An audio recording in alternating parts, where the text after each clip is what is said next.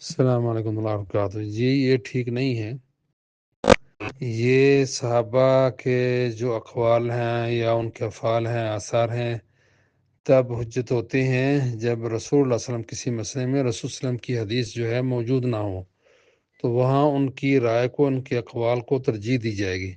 جب حدیث واضح ہو تو اس کے مقابلے میں اگر آپ کہتے ہیں وہ بھی اللہ کے رسول کے صحابہ ہیں، انہوں نے دیکھا ہی ہوگا، انہوں نے ایسا ہوگا کیا ہوگا، یہ کیسے وہ اتھینٹک ہیں، یہ فلاں ہیں، یہ بالکل باتیں غیر مقبول ہیں۔ اس لیے رسول اللہ صلی اللہ علیہ وسلم کی بات سب پر حجت ہوتی ہے۔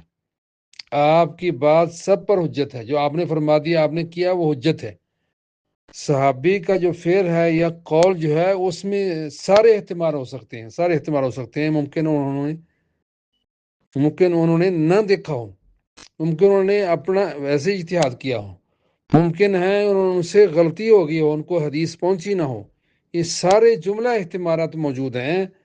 اس لیے جو ہے وہ صحابی کی بات جو ہے وہ رسول صلی اللہ علیہ وسلم کی حدیث اگر موجود ہو پھر نہیں حجت ہوتی۔ رسول صلی اللہ علیہ وسلم کی اگر حدیث موجود نہیں ہے کسی مسئلہ میں، تو پھر صحابی کی بات جو ہے باقی سارے لوگوں کی باتوں پر وہ مقدم ہوگی، اس کو ترجیح ہوگی، پھر اس کو اپنایا جائے گا۔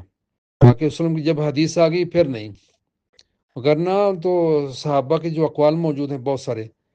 حضرت ابن عمر رضی اللہ تعالیٰ عنہما حج کے موقع پر حج تمتع کا ارادہ کرنے لگے، احرام باندھنے لگے، تو جب دیکھنے والا جو حضرت عمر کا دور تھا رضی اللہ عنہ، تو دیکھ رہا تھا، ان کا کوئی شاگرد تھا یا ساتھی تھا، صحابی نہیں تھا وہ، تو جب محسوس کیا کہ وہ حج تمتع کا ارادہ کرنے لگے ہیں تو یا کر رہے ہیں، تو فوراً اس کو ٹوک کر کہنے لگے، حضرت عمر نے امیر المومنین نے اس سے روکا ہے، کہتے مجھے تو خبر نہیں کہ واقعی یہ بات درست ہے آپ کی کہ امیر المومنین حضرت عمر نے اس سے روکا؟ کہا ہاں بالکل روکا ہے۔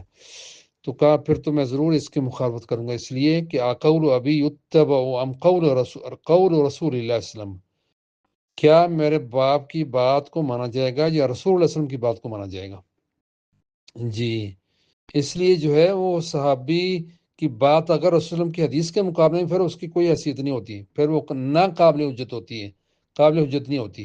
حضرت ابن عباس رضی اللہ تعالیٰ عنہما سے مروی ہے کہ انہوں نے ایک مسئلے میں حدیث بیان کی، تو سننے والا آدمی، وہ بھی صحابی نہیں تھا، سننے والا آدمی کہتا ہے قال ابو بکر و قال عمر، تو بہت غصے میں آ گیا، بہت غصے میں آ گئے، جلال میں آ گئے۔ حضرت ابن عباس، عبداللہ بن عباس رضی اللہ تعالیٰ عنہما کہنے لگے یوشکو ان تنزل علیکم حجارۃ من السماء اقول لکم قال رسول اللہ صلی اللہ علیہ وسلم وتقولون قال ابو بکر و عمر، مجھے خطرہ محسوس ہو رہا ہے، قریب ہے کہ تم پر آسمان سے پتھروں کی بارش نہ شروع ہو جائے۔